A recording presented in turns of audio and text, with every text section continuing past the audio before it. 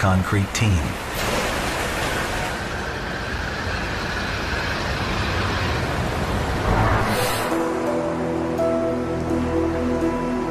The next day, the sky's clear, and just in time. Today's schedule, lifting one of the building's largest beams to the rooftop. And now the problem isn't rain. It's the wind. Weighing in at a whopping 9,000 kilograms, this behemoth must go up 268 meters. It will act as a support beam for the spire that will be set on the roof. The crew takes extreme precautions, strapping the beam to the crane. They want to avoid any catastrophic damage. Since cranes cannot control their loads laterally, winds pose a real hazard. And today, the winds ceaselessly shift. The team is eager to move, but for now, they wait. The men take every precaution because working on a construction site can be deadly. Crane accidents alone have claimed an average of 82 lives in the past 10 years in the United States. In November 2006, an entire crane collapsed in Seattle, killing one man and damaging 3 neighboring buildings. 8 months earlier, a crane worker plunged to his death in Miami after the safety platform on which he was standing damaged a crane brace. The list goes on. So with this beam, the men will take no risks. We're going to send the load back today because, as you can see, it's too windy. We're almost 800 feet in the air, and you can see it's too windy. And picking it, they're worried that the load will spin into the crane. So we'll try it again in the morning. But they must complete the 52nd floor of the superstructure. It's easier said than done. The crews work over 243 meters off the ground. Each man must climb 2 12-meter ladders and walk a maze of steel beams to get into position.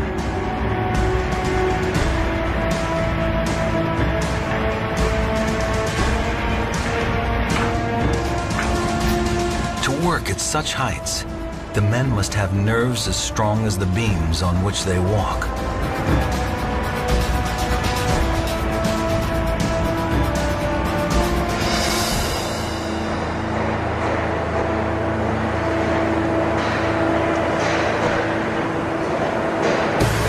It's a high-wire balancing act with no safety net.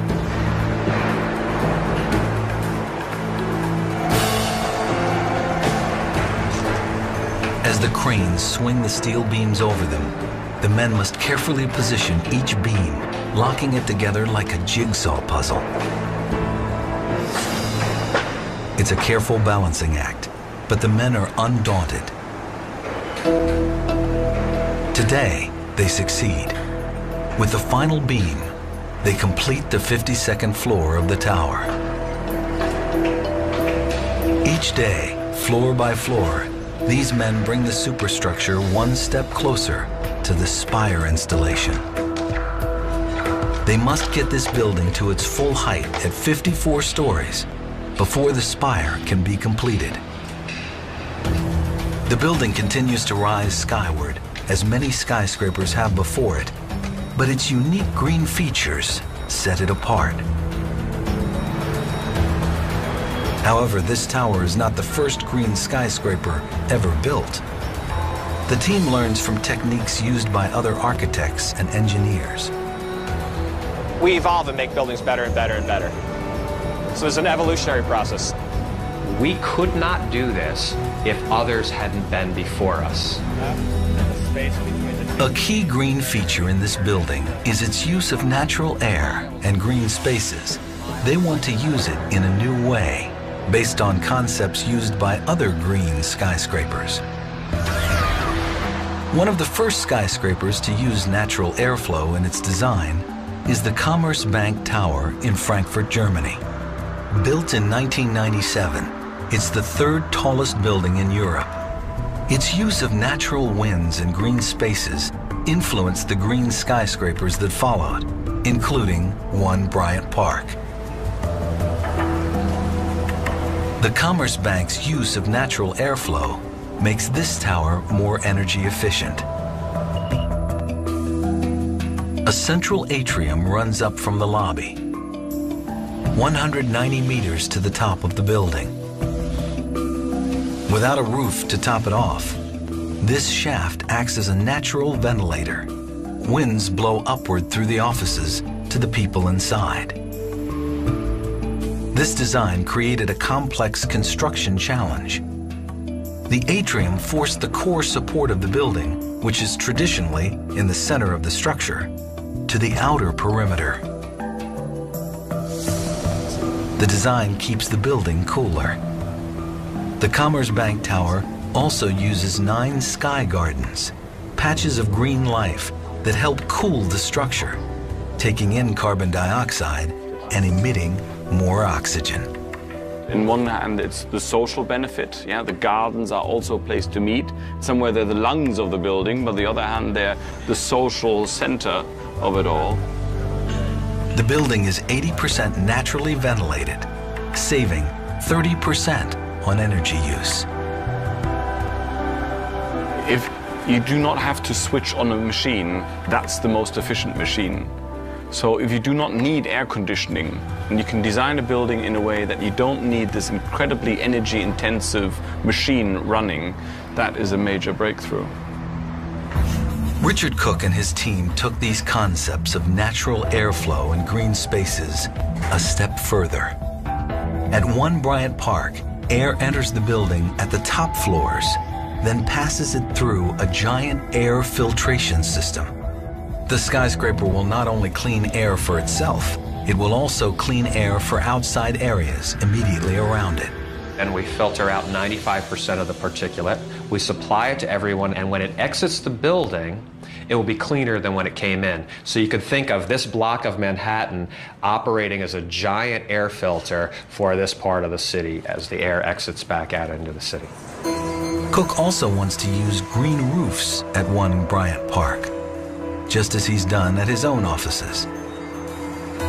In our cities, what happens, there's something called a heat island effect. This roof was 170 degrees last August, hot, bubbling tar beach. And by planting these bags, we radically reduce the temperature of our roof, lowering our own little piece of New York City, lowering its temperature. The green roof at One Bryant Park will not only keep the roof cooler, it will also serve as one of the collection points for rainwater. Cook and his team want to reuse every drop of rain that hits the building's roof. We're standing right now, we're standing on top of the 6th floor roof. This is one of the main roof surfaces where we're collecting water. And basically this entire area is going to be covered in a green roof. When rain hits this roof, it's absorbed by the plants. The excess funnels down into the building. There will be 4 tanks placed on different floors throughout the skyscraper, and 1 in the cellar.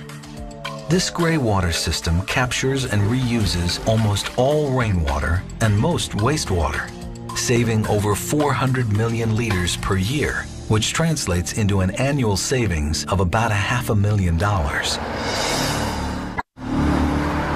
For Cook's system to be operational, the crew must first get this tank into place. It is the 4th of 5 tanks that need to be installed. Today, the men must lift this 32,000-liter tank into place from the street level to the 41st floor above. It's bulky and weighs 9,000 kilograms. So getting it into the building is a formidable task. It's another risky operation for the crew. The straps must hold until the tank reaches its destination, over 122 meters above the streets.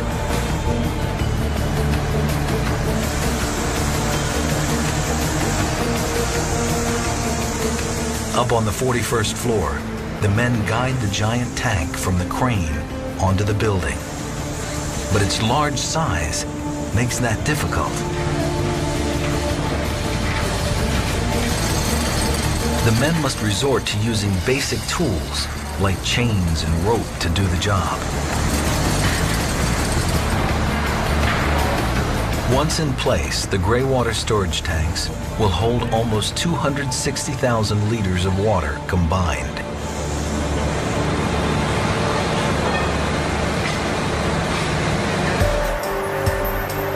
Deep in the building's cellar, Cook's team has installed a unique system that chills water by night to efficiently cool the building by day. 24 meters below the street surface sits the largest collection of cooling tanks in the city. 44 in all. These 7,570-liter tanks freeze 227,000 kilograms of ice each night. By day, this ice helps keep the building cool by feeding the air conditioning system for the entire skyscraper, ensuring that it all stays energy efficient and cost effective. The goal of the One Bryant Park Tower is to reduce energy consumption from the grid by half that of a building of comparable size.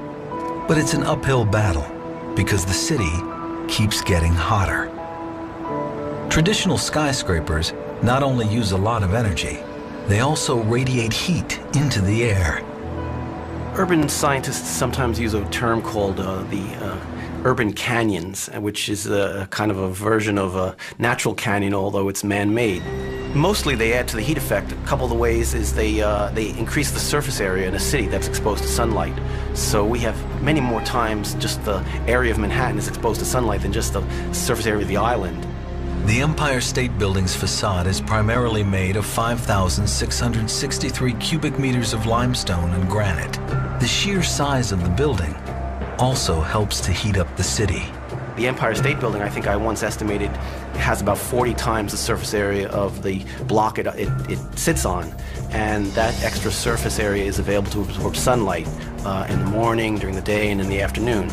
And this is a very real effect in terms of cities absorbing more sunlight and causing them to have higher temperatures.